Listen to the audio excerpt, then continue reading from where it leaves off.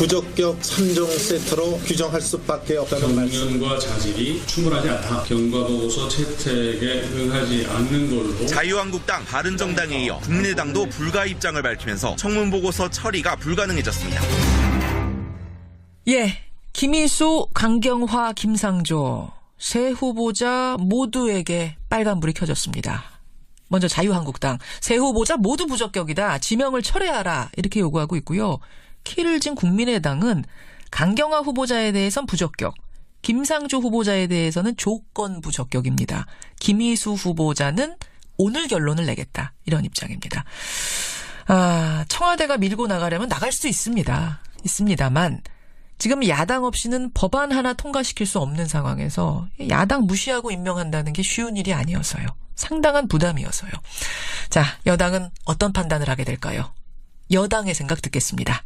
직전의 원내대표죠. 더불어민주당 우상호 전 원내대표 연결이 돼 있습니다. 우상호 의원님 안녕하세요. 네네, 안녕하세요. 결국 김동연 경제부총리만 빼고는 지금 모두 빨간불이 켜진 상황. 이거 예상을 하셨습니까?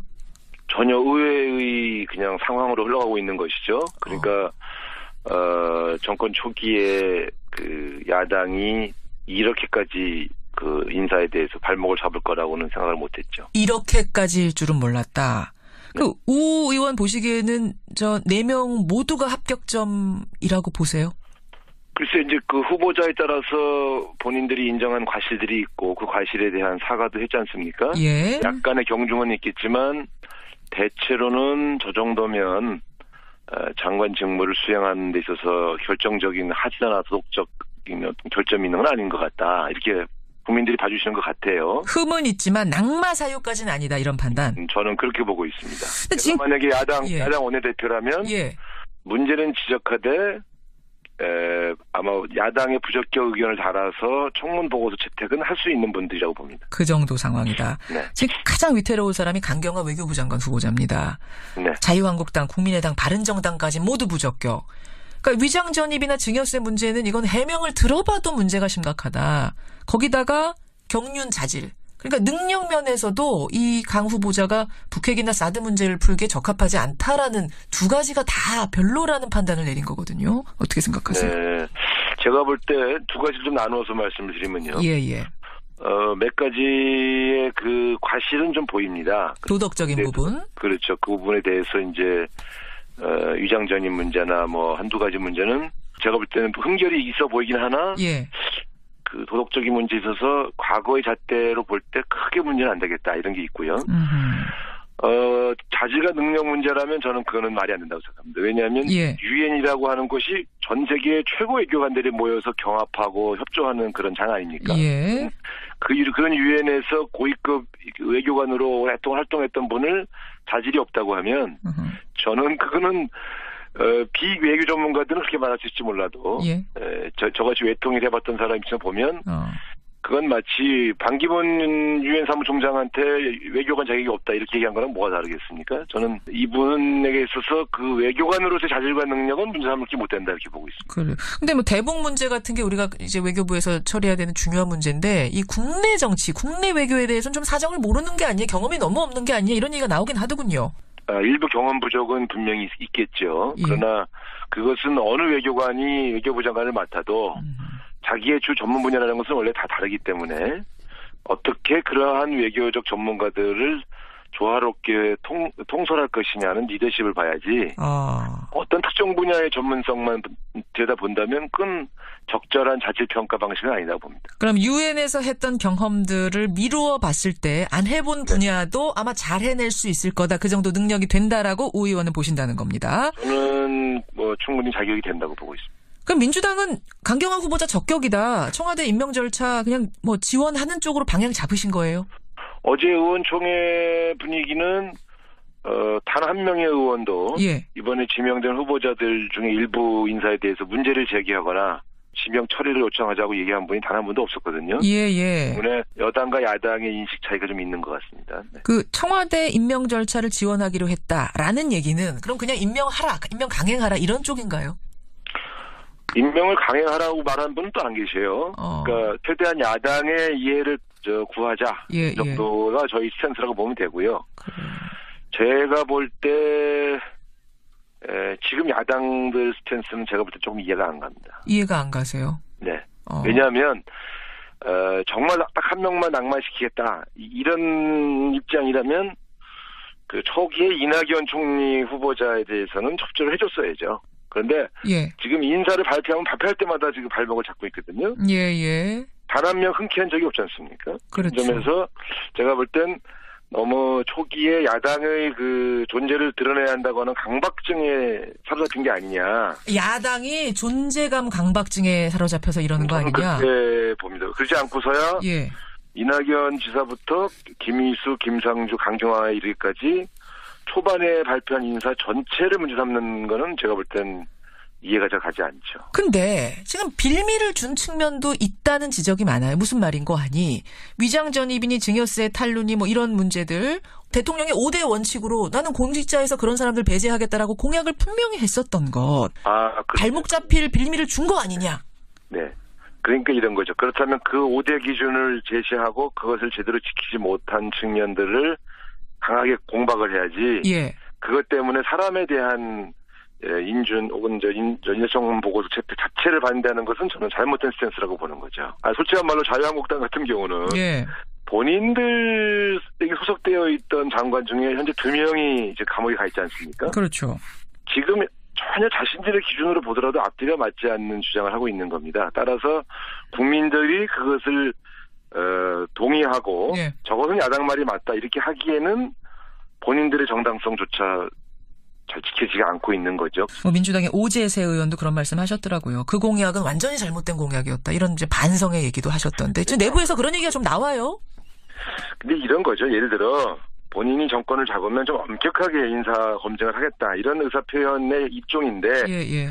경중을 가리지 않고 무조건 이제 말하자면 제외한다는 것처럼 이렇게 표현된 것은 제가 봐도 좀 과도했다고 봅니다. 다만 이번 인사를 통해서 예. 이제는 그렇게 할 수 없다는 것을 지금 뭐 대통령도 인정하신 거 아니겠어요? 그러니까 그런 점에 대해서 여야가 그래서 새로운 기준을 만들어 달라 이렇게 부탁까지 하신 거니까. 알겠습니다. 그 점에 대해서는 여야 대화가 필요하다고 봅니다. 네. 자, 강경화 후보자 그렇고 또 한 명이 이제 김상조 공정거래위원장 후보자인데 여기는 자유한국당은 안 된다는 거고 국민의당은 조건을 걸었어요. 뭐냐면 부인의 학교 채용 특혜 의혹에 대해서 감사 청구하고 검찰 고발을 상임위가 의뢰를 해라. 그러면 우리가 보고서 채택해 주겠다. 이거 받아들일 수 있습니까?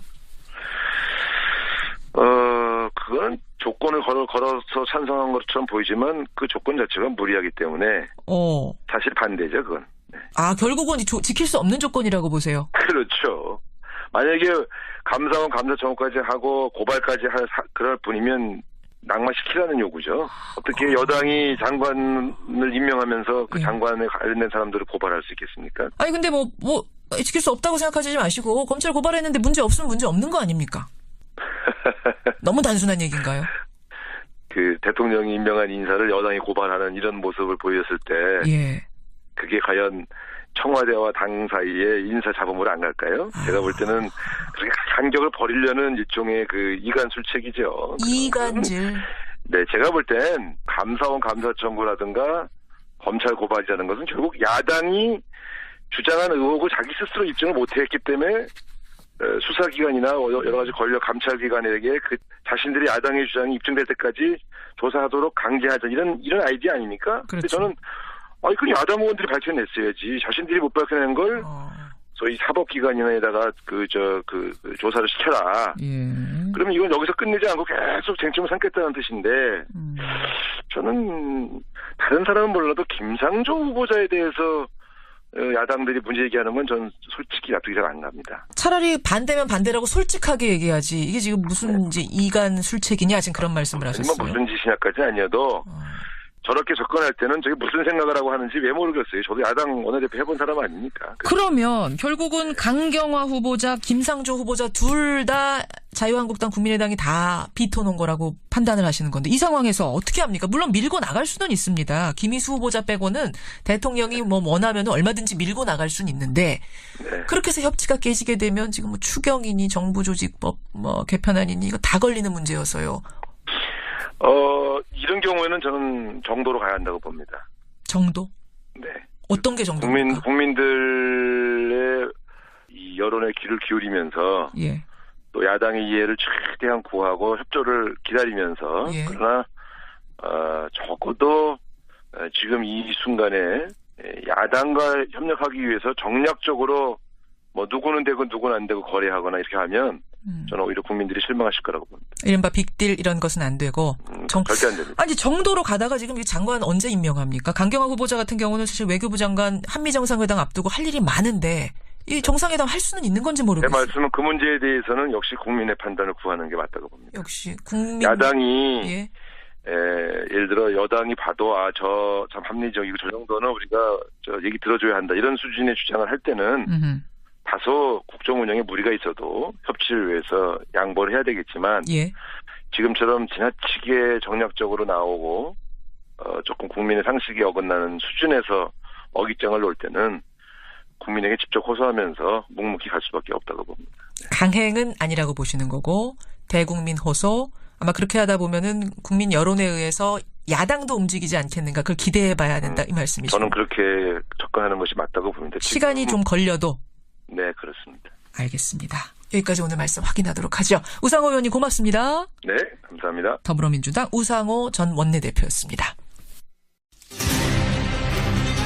부적격 3종 세트로 규정할 수밖에 없다는 말씀. 경륜과 자질이 충분하지 않다. 경과보고서 채택에 응하지 않는 걸로. 자유한국당, 바른정당에 이어 국민의당도 불가 입장을 밝히면서 청문보고서 처리가 불가능해졌습니다.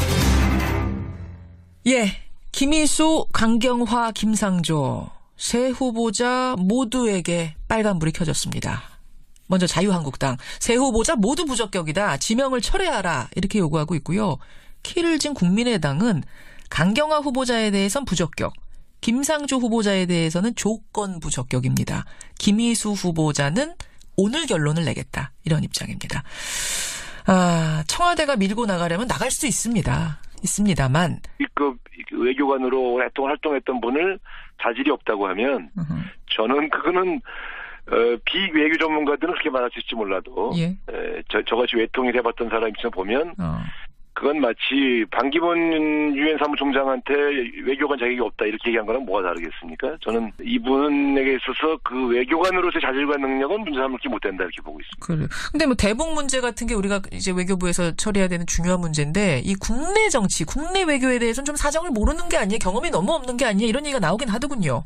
일부 경험 부족은 분명히 있겠죠. 예. 그러나 그것은 어느 외교관이 외교부 장관을 맡아도 자기의 주 전문 분야라는 것은 원래 다 다르기 때문에 어떻게 그러한 외교적 전문가들을 글쎄 이제 그 후보자에 따라서 본인들이 인정한 과실들이 있고 그 과실에 대한 사과도 했지 않습니까? 예. 약간의 경중은 있겠지만 대체로는 저 정도면 장관 직무를 수행하는 데 있어서 결정적인 하지 않아 도덕적인 어떤 결점이 있는 건 아닌 것 같다. 이렇게 국민들이 봐주시는 것 같아요. 흠은 있지만 낙마 사유까지는 아니다 이런 판단. 저는 그렇게 보고 있습니다. 근데 지금 만약에 예. 야당 원내대표라면 예.